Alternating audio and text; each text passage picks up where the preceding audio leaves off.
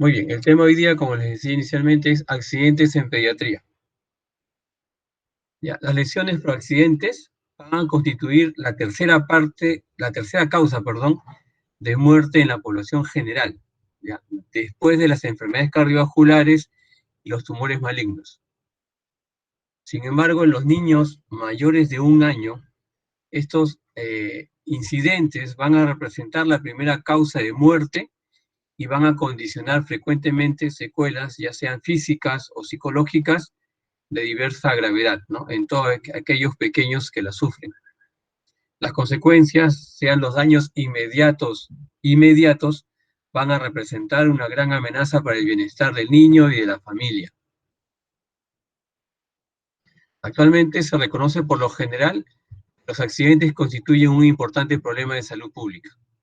Ya este reconocimiento sobre todo se ha dado hace algunos años en los países de ingresos altos, ¿ya?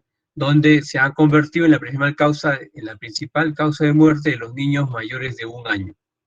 Sin embargo, ese reconocimiento de que estas lesiones en niños son un problema importante, un problema de salud pública, en los países como el nuestro, en desarrollo, ya ha sido recién se está evaluando por toda la carga, tanto de problemas sociales y económicos que tiene. Los tipos de lesiones, sus causas, sus resultados, van a variar sustancialmente según las poblaciones y según los países. Según los datos de la OMS, en los menores de 15 años se produce en promedio un 24% más de defunciones en los niños que en las niñas. Ojo, todo este problema ya de los accidentes provocan que más o menos el 24% de los niños que sufren estos accidentes eh, tengan una alta mortalidad. Entonces, llamamos nosotros accidentes, o se define como accidente a todo acontecimiento no premeditado que produce daño o lesión reconocible o visible, esta sea corporal o mental. Entonces, todo lo que es accidentes van a incluir a lo que es traumatismos, diferentes causas e intensidad, heridas, asfixias, intoxicaciones, entre las más importantes. Pero en la actualidad se está manejando el concepto de que estos accidentes no son eventos fortuitos, y estos eventos fortuitos no son imposibles de predecir, ¿ya? Por lo tanto, ya no hablaríamos o ya dejaríamos de estar manejando esta definición. Lo otro que tenemos que tener en cuenta es que los niños son curiosos y están explorando el mundo, ¿ya? Mientras, en función al desarrollo psicomotor del niño, este va a estar expuesto a mayor posibilidades de estos eventos que pueden provocar secuelas, ya sean físicas o psicológicas en ellos. Entonces, las lesiones no son fenómenos al azar, sino que ocurren en patrones predecibles, como vamos a ver más adelante, basados en la edad, basados en el sexo, basados en la hora del día, la estación del año, entre los datos epidemiológicos más importantes. Cuando uno estudia un evento o un caso de accidente en particular, se encuentra que en la mayoría de las veces el riesgo podría haberse prevenido. ¿Ya? Este incidente pudo haberse prevenido. Entonces, para que ocurra este incidente o este evento, tiene que ocurrir ya una relación entre el ambiente que rodea a la persona, el hospedero o persona, y el agente que va a causar la lesión. ¿Ya? Estos tienen que coincidir en algún momento para que este incidente se realice o se presente. Entonces, por cada muerte secundaria a un accidente que nosotros vemos, ¿ya? O nos enteramos, hay 45 pacientes hospitalizados, ¿no? Secundarios a algún accidente. ¿Ya? De estos 45 hospitalizados, 1.300 llegaron a la emergencia, ¿ya?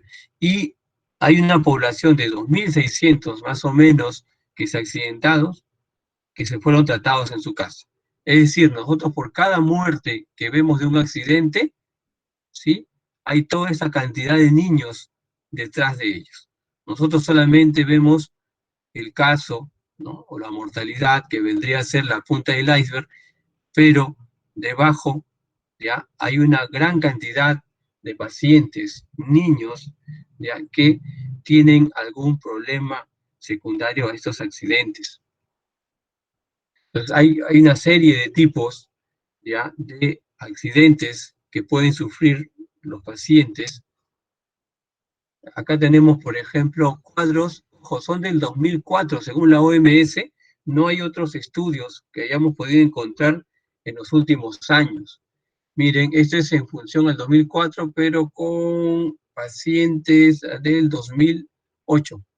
Perdón, es del 2008, pero con datos al 2004. ¿Ya? Tenemos, por ejemplo, acá la mortalidad en todo el mundo por lesiones no intencionales por cada 100.000 niños. Ojo, 100.000 niños. Esta población de niños es aquellos menores de 20 años. ¿Ya? Según la causa y el nivel de ingresos del país. Tenemos países con ingresos altos y países con ingresos bajos o medios. ¿Ya? Por ejemplo, vemos que por cada 100.000 niños, ¿ya? 7 en los países de ingresos altos mueren a causa de traumatismos causados por el tránsito. ¿Ya? En cambio, en los países de ingresos bajos o medios, es aproximadamente 11 pacientes o 11 niños. En los países de ingresos altos se ahogan en promedio 1 por cada 100.000 niños. En cambio, en los países de ingresos bajos es alrededor de 8 niños que fallecen. Y así tenemos tanto en quemaduras, en las caídas, en las intoxicaciones, y haciendo un total de que por cada 100.000 niños en los países de ingresos altos, ya mueren 12 niños aproximadamente por cada 100.000 niños, y cerca de 42 niños en los países de ingresos bajos. Lo vamos a ver un poco más adelante, esta relación. Vemos también acá la distribución según el sexo, ¿no? Siendo los más afectados o siendo los que tienen mayor mortalidad los niños en relación a las niñas. Entonces, los factores socioeconómicos van a influir en el riesgo de lesiones de varias maneras. Por ejemplo, ya las familias pobres, es posible que los padres no puedan primero cuidar adecuadamente a sus hijos, ¿no? Por lo que, por lo general, y eso lo vemos, por ejemplo, en muchas zonas y en muchas familias de nuestro país, que los niños pequeños o los hermanos pequeños son cuidados o están a cargo, ya sea del cuidado, de la alimentación y de todo su manejo, por algún hermano mayor. ¿Ya? Y por lo tanto, entonces los padres salen a trabajar y no pueden atender a estos niños y menos vigilarlos o cuidarlos.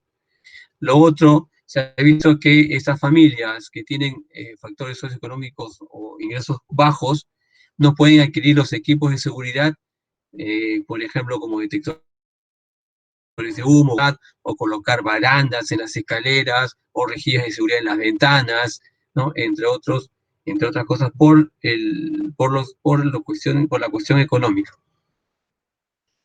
Entonces, los niños que viven en la pobreza pueden estar bien expuestos a entornos peligrosos, es decir, mientras menos ingresos tengan, ya estos niños van a tener o van a vivir en zonas densamente pobladas, cuyo tránsito es caótico y es rápido, hay falta de espacio y de instalaciones para jugar de forma segura, las condiciones de vida con escaso espacio, sin una cocina adecuada, por ejemplo, o que ellos tengan la necesidad de hacer fuego para cocinar al aire libre, como en muchas zonas alejadas o en las zonas rurales de nuestro país, las ventanas y tejados sin protección y las escaleras sin barandillas, ¿no? Como lo que estaba mencionando anteriormente.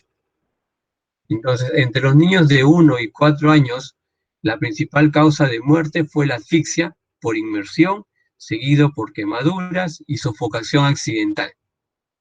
Entre los niños de 5 a 19 años destacan los accidentes de tránsito. En los escolares mayores y adolescentes aparece un aumento progresivo de muerte por acción de terceros o autoinfligida. En los últimos tiempos, la incidencia de suicidios en adolescentes, ha habido un gran aumento.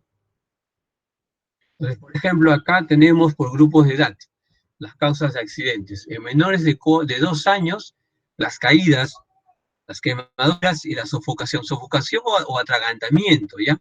Por objetos pequeños. ¿Ya? Entonces acá todos tenemos entendido y todos sabemos que los niños pequeños, conforme van iniciando la deambulación, tienen a sufrir caídas. Estos niños que empiezan a caminar, empiezan a jalar todas las cosas en su manera de explorar todo el entorno que les rodea, y tienden a jalar cosas, tienden a subir sin cuidado las escaleras y que empiezan a subir o a bajar. El jalar cosas pueden quemarse, o el jugar con objetos pequeños, tipo rompecabezas, otros juguetes que se desarman de manera pequeña, se pueden atragantar o sofocar. Los niños de 2 a 4 años también están las caídas, las quemaduras, la sofocación, y hay ingesta de tóxicos o medicamentos. Estos niños empiezan a deambular, empiezan a jugar, y lamentablemente en muchos de nuestros hogares, ¿ya? Los adultos guardamos, por ejemplo, las sustancias de limpieza, ya sea detergentes, ya sea limpiadores de baños, como el ácido muriático, la lejía, o en algunas casas quedan restos de pinturas, ¿no? Quedan restos de thinner, ¿ya? O de aceites de autos, ¿ya? Y estos niños, y lamentablemente todas estas sustancias a veces las guardamos en botellas de agua, o en botellas de agua, en botellas de gaseosa, ¿no? Esas botellas descartables, ahí las guardamos. Entonces el niño confunde que es una bebida, ¿no? Con esta sustancia de limpieza, y provoca la ingesta de tóxicos o medicamentos, provocando quemaduras o sofocación. En los niños de 5 o 9 años siguen teniendo las caídas, hay elementos cortantes, porque ya empiezan a manipular varios objetos, las mordeduras ya sea de otra persona o sobre todo de las mascotas, las quemaduras también se hacen presentes. De 10 a 14 años también están las caídas, los golpes por humanos, ya en las peleas de los adolescentes o de los niños escolares, los asaltos, ahora que es bastante frecuente, los accidentes de tránsito y las quemaduras o mordeduras de animales o mascotas, ¿no? Ya sea propias o de otras personas. Entonces, dentro de todo esto, los estudios epidemiológicos han determinado, por ejemplo, que los más afectados son los varones. También tienen alta mortalidad, como hemos visto en los cuadros anteriores. Los meses, ya dependiendo de la zona, de las zonas en las que vivamos, se ha visto, por ejemplo, que en estas zonas de Latinoamérica, los meses donde hay más accidentes es en octubre, noviembre y diciembre, ya coincidiendo con las fiestas de fin de año. Los días prefestivos, sobre todo los días sábados, es donde más accidentes se presentan, o los niños se accidentan y acuden a las emergencias. Más o menos que cerca del 50% ocurre entre las 4 de la tarde y las 6 de la tarde. Y el lugar de ocurrencia, más del 50% se produce en la casa, seguido de la vía pública y luego en el colegio. Ya son los datos epidemiológicos de las encuestas que han estado haciendo la OMS y algunas agencias que ven con preocupación el aumento de estos accidentes, ¿no? De estos incidentes en estos pequeños.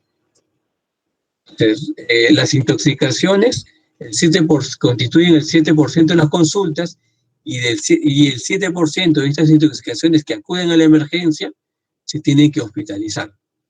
En los países con planes de educación y prevención se ha logrado reducir hasta un 50% este tipo de presentación de accidentes. La intoxicación más frecuente que se encuentra es por medicamentos. Entonces, por lo tanto, los medicamentos deben de guardarse bajo llave y mantener los productos de aseo fuera del alcance de los niños.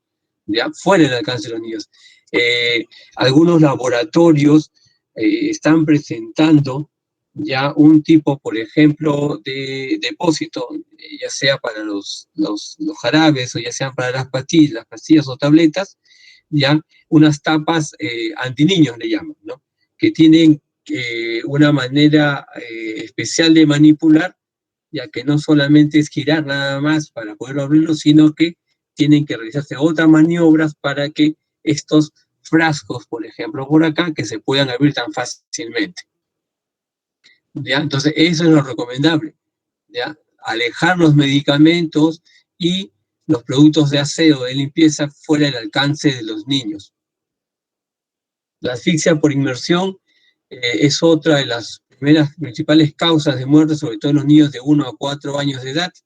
El lactante puede ahogarse, es decir, aquel paciente, aquel niño que no puede caminar todavía, puede ahogarse en lugares con mínimos volúmenes de agua, incluso de hasta de 2.5 centímetros de altura o de profundidad, ¿ya? Es por ello que se recomienda, por ejemplo, en los niños pequeños, los niños menores de 6 años, de 6 meses, perdón, que las madres no los acuesten o no los hagan dormir boca abajo, ya, porque este paciente, ya, por más que esté con la cabeza hacia un lado, durmiendo boca abajo, si regurgita o vomita, ya, si regurgita, vomita, no va a tener la posibilidad, sobre todo los menores de 3 meses, no van a tener la posibilidad de movilizar la cabeza, ya, y van a ahogarse o asfixiarse con el vómito, ya sea de la boca o sobre todo de la nariz.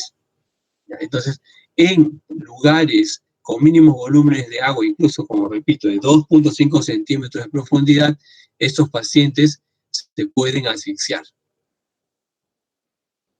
Acá, la sofocación o atoramiento, ¿ya? O atragantamiento también le llaman, lo pueden encontrar en algunas otras literaturas, es la obstrucción de las vías respiratorias por sustancias sólidas o líquidas que impiden la entrada del aire al aparato respiratorio.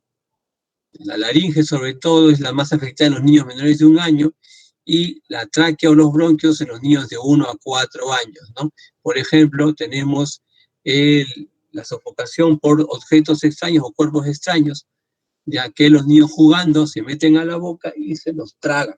Pero el problema es que no pasa al esófago, sino pasa a la vía respiratoria. La clínica, ¿no? El cuadro clínico, las molestias que los pacientes, los niños presenten, va a depender del tamaño de este cuerpo extraño, ¿ya? O de la sustancia, de la composición que tenga, ¿ya? Este cuerpo extraño o sustancia, del grado de bloqueo, de la vía respiratoria y de la duración,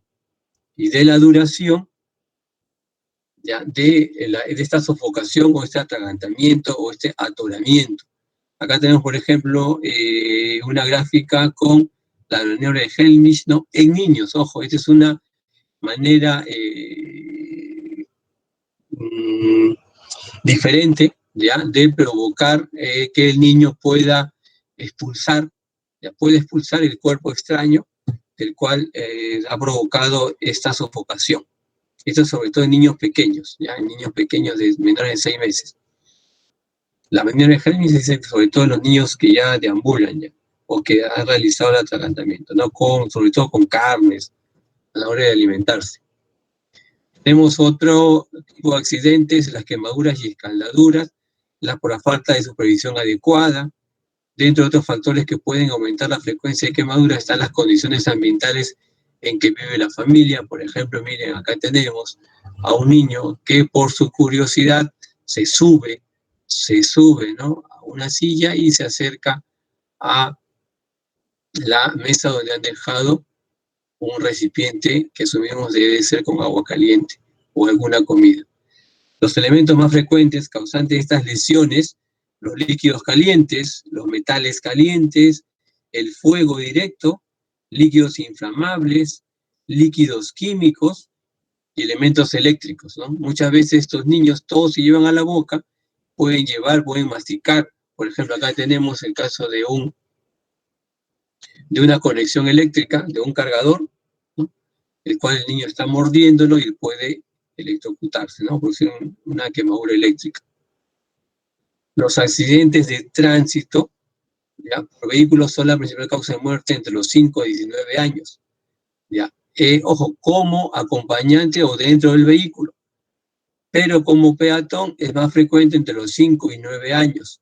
¿Ya? Los menores de 4 años generalmente son atropellados por vehículos que retroceden en estacionamientos. ¿Ya? Por la edad, por el tamaño, no pueden visualizarse adecuadamente. ¿Ya? La lesión va a depender de la absorción de energía mecánica, el promedio de velocidad de 40-50 kilómetros por hora, y la gravedad, ¿ya?, del accidente, ¿ya?, va a reflejar el tipo de sujeción que usa el pasajero.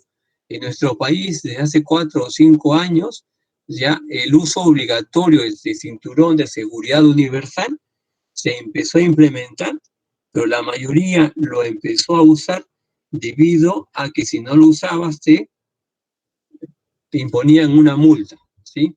Entonces, en vez de nosotros preocuparnos, ¿no?, por utilizar y por todos los vehículos tuviesen ese cinturón de seguridad, que muchos no lo tenían, ya tuvo que ponerse o implementarse o implantarse este tipo de multas para que la mayoría de los pasajeros, ¿ya?, de los pasajeros de estos vehículos motorizados, la pudiésemos la usáramos de manera obligatoria.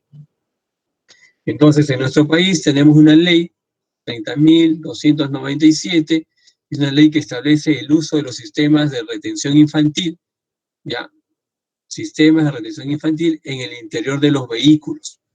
En el interior de esta ley, como la mayoría de las que tenemos en nuestro país, fue dada a partir de 2016, el enero del 2016, y que se suponía que a los 120 días debería estar reglamentada. Y para variar, hasta este momento, esta ley no está reglamentada. ¿Ya? Ese es el problema. Está la ley, pero no está el marco normativo, no está el reglamento, es decir, como muchas leyes que existen en nuestro país. Entonces, esta ley clasificó en 3 grupos a los niños y su seguridad. El grupo 0, 2 niños hasta de 1 año de edad o menores de 1 año. Ya, en otros países, por ejemplo, se especifica hasta el peso. En eso que está en rojo, esta ley no lo manifiesta, pero en otros países sí ponen, por ejemplo, que este grupo, el grupo 1 o grupo de lactantes, ya que en nuestro país es grupo 0, ya es hasta 10 kilos y ellos lo toman como hasta 9 meses aproximadamente. ¿Ya? El tipo de sistemas de retención infantil es para recién nacidos llamado nido o convertible, ¿ya?, que nosotros llamamos como cuna o como coche vehicular, y la posición que se debe poner es siempre el paciente, el lactante, mirando hacia atrás, ¿sí? Esta es cómo debería ser implementado el nido o el coche o el asiento de bebé para que viaje siempre, siempre en el asiento de atrás. Ojo, siempre en el asiento de atrás. ¿Ya? En otros países, por ejemplo, ya, ahorita les vemos. El grupo 1 es de 1 a 3 años de edad. Ya, en otras legislaciones dicen que es hasta 18 kilos, 3 años aproximadamente. Ya, el tipo de sistema de retención infantil es un tipo convertible o silla convertible, que es la que tenemos acá, y que el paciente o la persona debe estar mirando hacia adelante, ya, hacia adelante, a diferencia del lactante que es mirando hacia atrás. Y el grupo 2 es de 3 a 12 años de edad, ya, 3 a 12 años de edad. Ya, en otros grupos es hasta los 8 años, en otros países, ya, y el tipo de nosotros, en la legislación, en esta ley, manifiesta que se debe usar el cinturón de seguridad universal. En otros países se usa un booster o un alzador, ¿ya? En nuestro país, en nuestra legislación, está solamente el cinturón de seguridad universal. Y la posición también es mirando hacia adelante. En nuestro país se prohíbe el traslado de menores de 12 años en los asientos delanteros en automóviles y camionetas, ¿ya? En otros países es hasta los 8 años de edad. En nuestro país, nadie menor de 12 años puede viajar en el asiento de adelante o como copiloto. excepto en aquellos que la cabina sea simple, ¿ya? Excepto en los que aquellos en la cabina sea simple. Las caídas es una causa frecuente de traumatismo desde que el niño comienza a moverse. Va a rodar, va a gatear y a hacer sus primeros intentos para ponerse de pie y caminar. Ojo, todo niño puede empezar, o puede, perdón, sufrir caídas aún antes de caminar. Ya muchas veces han escuchado a las mamás que llegan a la emergencia llorando, llevando a sus bebés, que han estado en la cama, lo han estado cambiando, lo dejaron un ratito para hacer una que otra cosa, y fue, como ellas dicen, ¿no? Fue un segundo nada más que lo dejaron, y al regresar encontraron al bebé en el suelo, ¿no? O regresaron porque el bebé se privó, lloró porque se había caído. Entonces, no necesariamente los que caminan sufren estas caídas, sino hasta los niños que no caminan. Ya, desde el momento que empiezan a rodar, que empiezan a gatear, tienen ya el riesgo de caídas, ¿no? Estas caídas pueden ser desde las escaleras, las ventanas, los andadores, los muebles, los juegos, como tenemos acá, ¿no? Y los carros de compra. Los niños que tienen andadores también sufren accidentes. Estos niños andadores empiezan a correr, entre comillas, como el andador, basta que encuentren un tope, ¿no? A una de las ruedas, a las dos ruedas, y el paciente se va hacia adelante, ¿ya?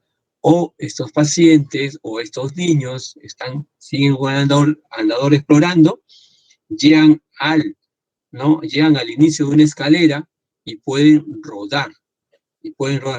A la emergencia de nuestro hospital han llegado varios de estos niños con esos antecedentes, ¿no? Que la familia vivía o viven un segundo, un tercer piso, y el paciente y el niño en su andador llegó hasta la escalera y siguió de largo, ¿no? Y se cayó o rodó por las escaleras.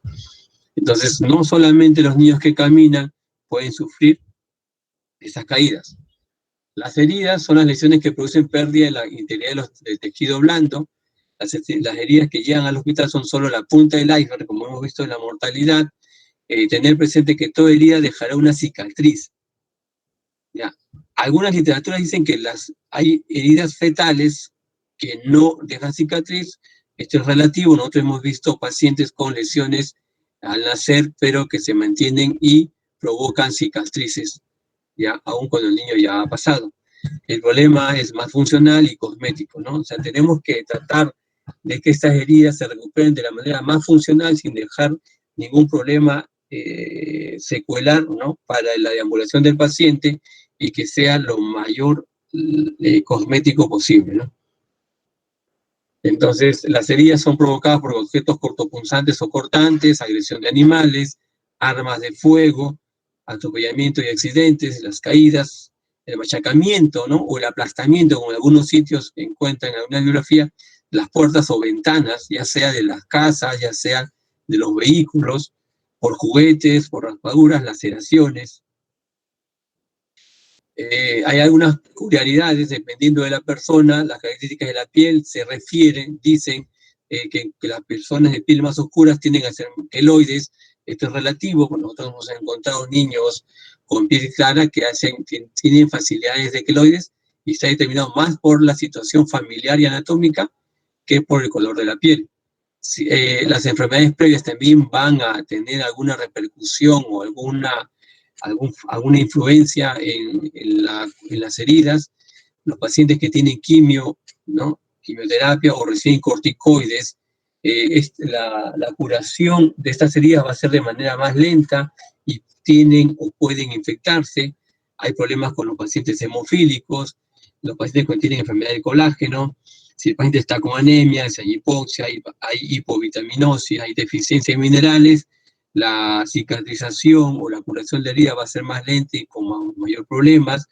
La tendencia familiar ya también tiene bastante importancia. ¿Qué debemos hacer, ¿no? Antes de la reparación o curación o la sutura de las heridas? El ácido superficial, la inmovilización o sedación, ¿ya? La anestesia, la exploración y aseo final. Si ustedes alguna vez han tenido la oportunidad de estar en la emergencia y les ha llegado un niño que se ha caído, como dice la mamá, se ha roto la cabeza, hay una herida a nivel frontal, ¿no? O a nivel del cuero cabelludo, este paciente de 2, 3 o 4 años no se va a dejar suturar, ¿no? Encima que viene asustado, llorando, ¿no? Por la caída, por el dolor que tiene, por la sangre que está, ¿no? Que está viendo, encima se le tiene que curar, ¿no? Y son estos niños bastante difíciles, hay que tener bastante eh, empatía para lograr que ellos puedan colaborar, ¿no? A la mayoría o se les ceda o se les inmoviliza, ¿no? No todos entran a anestesia, ya, y hay que realizar una exploración y un aseo final. Entonces, el mensaje de esta clase, de esta charla, es que los accidentes no son accidentales, ¿no? No debe existir esta definición porque todas estas situaciones que nosotros hemos visto se pueden prever, se deben evitar, ¿no? Y quienes hemos tenido o tenemos niños en casa, sobre todo menores de 5 años, debemos realizar y debemos de buscar que ellos estén protegidos, porque es, como repito, es su naturaleza explorar todo su entorno.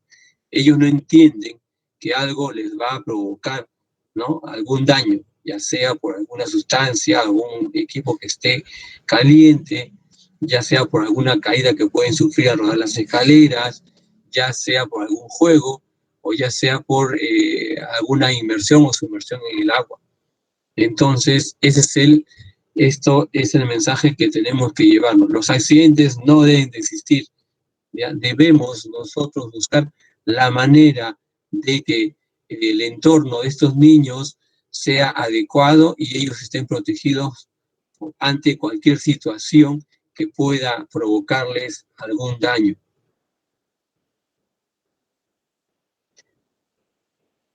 ¿Alguna pregunta? ¿Alguna duda hasta acá?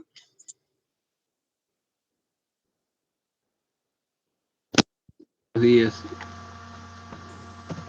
Buenos Una días. pregunta, doctor. Buenos días. Sí, buenos días. Por ejemplo, ¿qué medidas tomar o cómo saber cuándo tomar, por ejemplo, una tomografía o qué análisis hacer a un niño que se ha caído y se ha golpeado la cabeza, ¿no? Ha tenido un traumatismo encefálico. ¿Cómo podemos actuar en esa situación? Ya, a ver, pregunta para todos. ¿Ya llevaron cirugía pediátrica? No, ¿No han llevado? no, sí. ¿No tienen Bueno, curso de cirugía pediátrica ustedes o cirugía? en traumatología nos enseñaron que, por ejemplo, si el niño, tres veces la altura del niño, ya tenemos que medir ya tenemos que tener en cuenta que es una caída grave, ¿no? Ya. Bien, mire, en cuanto a lo que es, a ver, respecto a lo que es caídas, ya, la evaluación en emergencia básicamente es primero cómo sufrió la caída, ¿no? Cómo fue la altura de la caída, ¿ya? Y lo otro, lo que presentó luego de la caída, ¿no? Si hubo pérdida, ¿no? Si hubo pérdida de conciencia o no, si presentó vómitos, ¿no? O en cuanto a lo que es traumatismo encefalocraniano, lo que tenemos que buscar y detectar al evaluar al pequeño o a nuestro paciente, sea niño, ya sea adulto, ¿ya? Es descartar que tenga o que esté iniciando síntomas o un cuadro de hipertensión endocraniana, ¿sí? Porque lo que va a matar al paciente es la hipertensión endocraniana, ¿no? Entonces tenemos que buscar en el examen, en la escala de Glasgow, que ya deben saber, que lo estuvimos viendo la vez pasada, ¿no? Si hay signos de focalización, ¿ya? Si hay signos de focalización y si hay antecedentes. La mamá dice, sí, doctor, mi bebé se cayó, lo encontré tirado, no respiraba o respiraba con la justa, no lloró, lo tuve que despertar y demoró 2, 3, 4 minutos en despertar y de ahí recién se privó, empezó a llorar, ¿no? Y luego, en el camino lo estoy trayendo para acá, empezó a vomitar, entonces ya es un cuadro clínico, una presentación de que nos está diciendo que este paciente por los vómitos podría estar haciendo un cuadro de hipertensión endocraniana. Entonces deberíamos nosotros, ¿no? Empezar a buscar en el examen físico ya más señales, más signos ya, de que nos confirmen este diagnóstico o no. Entonces va a depender, doctor, de lo que nosotros encontremos y de lo que le ocurrió al paciente, ¿no? En los 5 minutos, 10 minutos, para nosotros poder determinar o poder pedir una tomografía. ¿Ya? No a todos los pacientes se les pide tomografía, ¿ya? No a todos los pacientes se les pide tomografía, solamente en los que sospechamos algún grado de hipertensión endocraniana o sospechamos sangrado, ¿no? Sangrado. Entonces tenemos que tener alguna sintomatología de cualquiera de las dos entidades para nosotros poder pedirle tomografía. Los papás les van a pedir, la mayoría, los que sufren caída y sobre todo tienen un TEC, ya sea leve, sea moderado, sea severo, les van a pedir radiografía, ¿no? Radiografía de cráneo. La radiografía de cráneo normalmente no te va a orientar a nada, ¿no? Salvo si tú ves alguna fractura, ¿no? Algún trazo de fractura ósea, ¿no? De algún hueso óseo, de algún hueso, perdón, craneal. Pero lo que tú tienes que descartar es que este paciente no te haga hipertensión endocraniana, ¿no? Porque eso es lo que tienes que manejar, ¿no? Entonces, si tú encuentras a tu paciente que tiene síntomas de hipertensión endocraniana, lo primero que tienes que hacer es estabilizarlo. Una vez que lo estabilizas, le pides tu tomografía y en función a eso ya continúas el manejo. Ahí va, la tomografía puede ser, el manejo va a ser clínico o el manejo va a ser quirúrgico, ¿no? Entonces, en función a tu definición, vas a continuarlo manejando, o en tu hospital o lo vas a referir. Pero lo que tienes que descartar, doctor, es que haya signos de hipertensión endocraniana. Y eso, por lo general, se recomienda que todo paciente que tenga un TEC lo evalúes, ya, lo evalúes o lo observes por 3 a 4 horas, ¿no? Y en esas 3 o 4 horas, ojo, no es que te descarte que haga una hipertensión endocraniana, pero se aleja, ¿no? Se aleja la posibilidad de que te haga luego en la casa, ¿no? De todas maneras, si tú evalúas a tu paciente, observas 4 horas, no ha presentado vómito, no hay signos de focalización, puedes darle de alta con indicación el manejo, ¿no? Para el manejo del dolor, pero le das unos signos de alarma, pues, ¿no? Le indicas, le explicas en qué momento debería regresar, ¿no? Si presenta tal o cual cosa, no tal o cual situación, debe acudir inmediatamente a la emergencia, no esperar mucho tiempo, ¿no? Porque ahí sí el paciente se puede complicar. ¿Alguna otra pregunta más? Gracias, doctor. Doctor, ¿y las caídas repetitivas pueden tener alguna repercusión en el niño? Ya, a ver, mire, a ver, todo, como hemos visto, todo lo que es todo accidente, ya toda lesión, ya va a dejar o una secuela física o una secuela psicológica. Entonces hay muchos niños, ya hay muchos niños que sufren, como dice el doctor, caídas frecuentes, ¿no? La mamá o el papá dice, doctor, mi bebé siempre se para cayendo, ¿no? Ya tiene 2 añitos, 3 añitos, se ha quedado como 8 veces, ¿no? Se ha golpeado la cabeza, pero ninguna de esas oportunidades ha vomitado, ninguna ha tenido una solución de continuidad, ¿no? Ha estado tranquilo, lloró, se le hinchó, ¿no? Tuvo su aumento de volumen y se le pasó, ¿no? Entonces, lo ideal, si ustedes desean, ¿no? Desean, lo ideal, si ustedes quieren detectar si hay algún problema cerebral, algún problema a nivel del sistema nervioso central, lo ideal sería que se realice una resonancia magnética, ¿sí? A veces hay unas resonancias magnéticas con emisión de positrones, de algunas sustancias, ya, que ven básicamente la funcionalidad de algunas zonas, ¿no? En función a las sustancias que ustedes busquen o que ustedes detecten, van a ver si el lóbulo frontal está funcionando, si el occipital, si el temporal, etc. Entonces, si alguno de ellos tiene alguna alteración secundaria a estas caídas, ahí se va a detectar.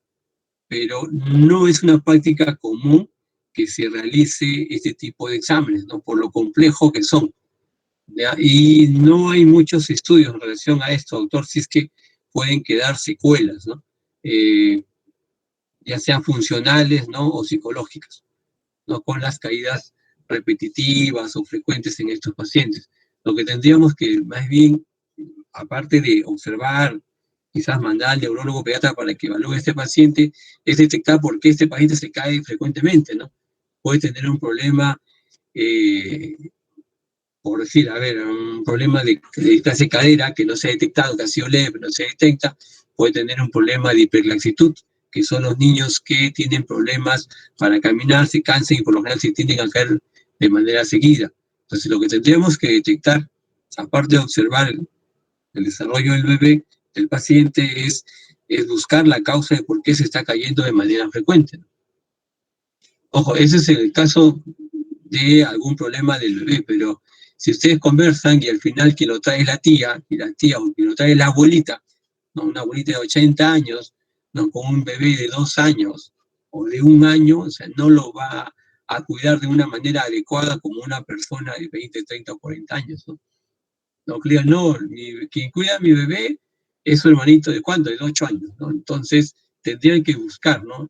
La causa de por qué este paciente sufre demasiadas caídas, ¿no? O sea, si el problema es el cuidador, entonces ese paciente va a seguir cayéndose.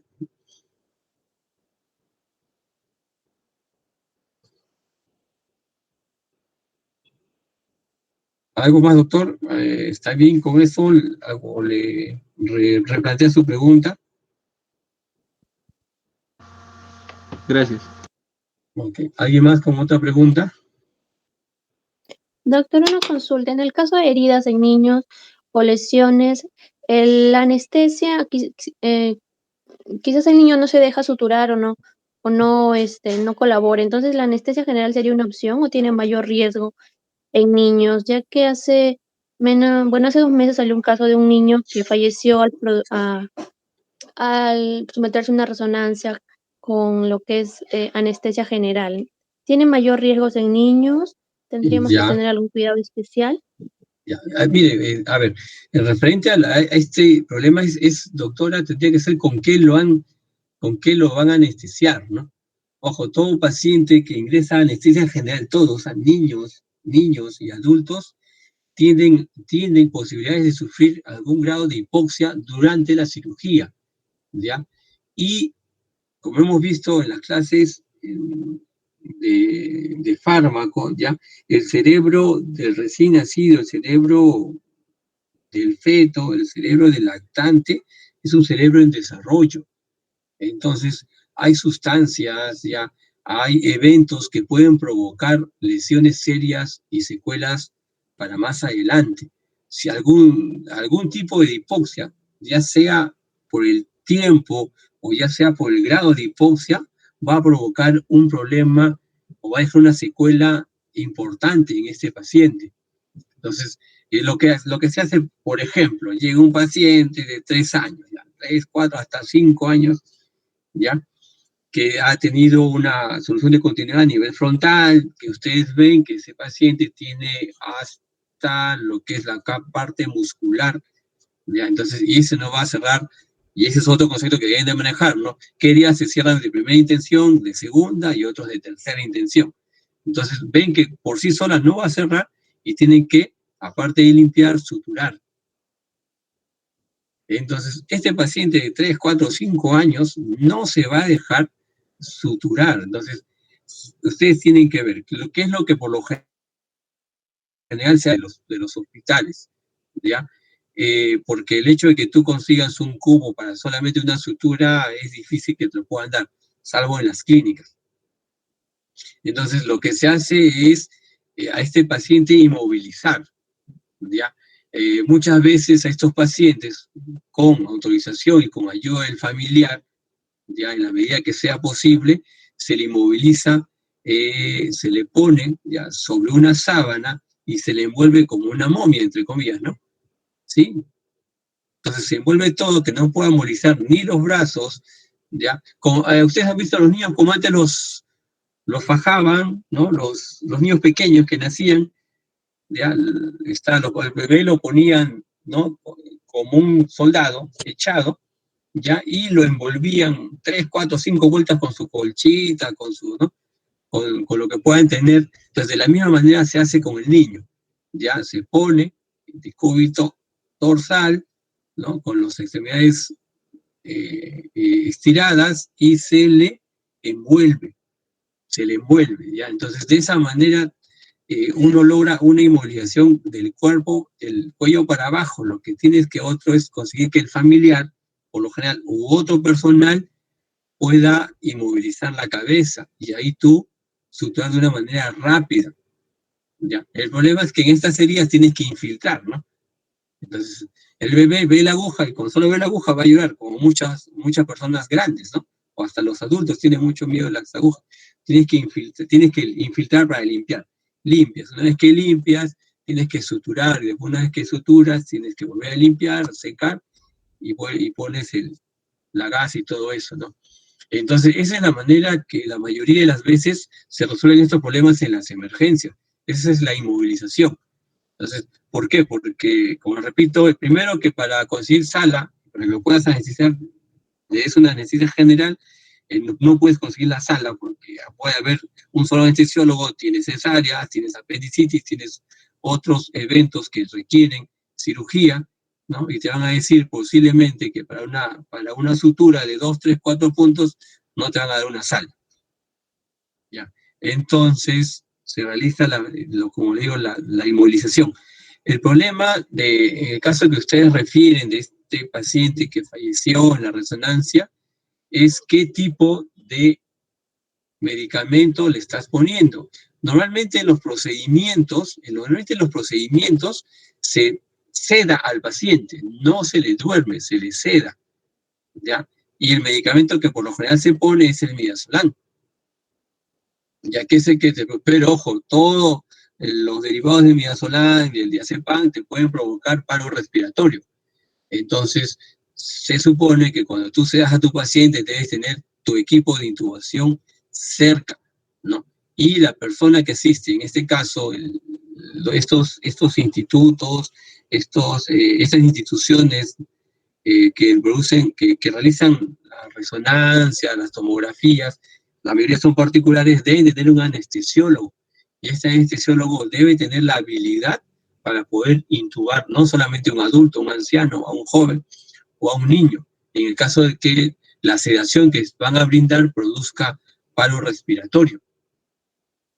El problema es que muchas veces no ponen el midazolam, sino otros usan el fenobarbital. ¿Ya? El problema del fenobarbital, ¿ya?, es que tiene un efecto secundario, ¿no? Una reacción adversa, que es el tórax en tronco o el tórax leñoso, que le llaman, según la traducción que puedan hacer. Entonces, en este paciente, no en ese momento que tú administras el fenobarbital, sino después, ¿ya? El paciente deja de respirar, hace parálisis de los músculos respiratorios y el paciente hace un paro respiratorio. Y si no lo intubas, rápidamente este paciente se te muere. ¿Ya? O va a dejar secuelas por la hipoxia, va a dejar secuelas para toda su vida. ¿Ya? Lo mismo ocurrió hace años en una clínica. Llegó un paciente de 2 años, ya, el papá era fiscal, la mamá era una juez, allá en Lima, lo llevaron a una clínica, ¿ya? Y lo llevaron porque había presentado una convulsión febril. Pero dentro del plan de manejo que hicieron en la clínica, a este paciente le pidieron una punción lumbar para descartar que se hace una infección cerebral, ¿ya? Entonces, aparentemente le administraron primero midazolam y el paciente seguía despierto, no colaboraba, y le pasan un bolo de fenobarbital. ¿Ya? Entonces el paciente se relajó, le hicieron la punción lumbar, lo llevaron a su cama, se quedó con la mamá, el paciente refiere que estaba respirando normal, van a hacer todo el proceso, siguen con sus actividades en la clínica, a los 10 minutos la mamá sale llorando del cuarto del paciente diciendo que su bebé, que su niño está azul, está morado y que no responde. Entonces llegan ahí, mientras comunican al asistente, llega el asistente, la enfermera lo empieza a bolsear y el paciente lo llegan a intubar y necesita un ventilador mecánico porque no salió del paro respiratorio. Ya, este paciente al final tuvo Estuvo como 2 semanas en ventilación mecánica y el paciente falleció, no llegó a salir. Y hubo todo un lío en la clínica por las denuncias y todo. Entonces, lo que tienen que entender ustedes básicamente es, como repito, como siempre, ¿no? ¿Qué efectos pueden tener en contra, ¿no? En el paciente de los medicamentos que puedan usar, ya sea para bajar la fiebre, ya sea un antibiótico, ya sea un relajante muscular, ya sea el medicamento que sea, lo más importante es qué efecto adverso o qué reacción adversa pueden presentar para que ustedes puedan reconocerlo, porque si no van a tener problemas. Entonces, lo ideal, doctora, es una anestesia, pero como repito, en las emergencias de nuestros hospitales, al menos yo le hablo del Ministerio de Salud, se realiza la inmovilización del paciente, ¿no? Para la atención de ¿no? las suturas de las heridas que puedan tener, ¿no? Gracias, doctor. Ya. ¿Alguna otra pregunta más?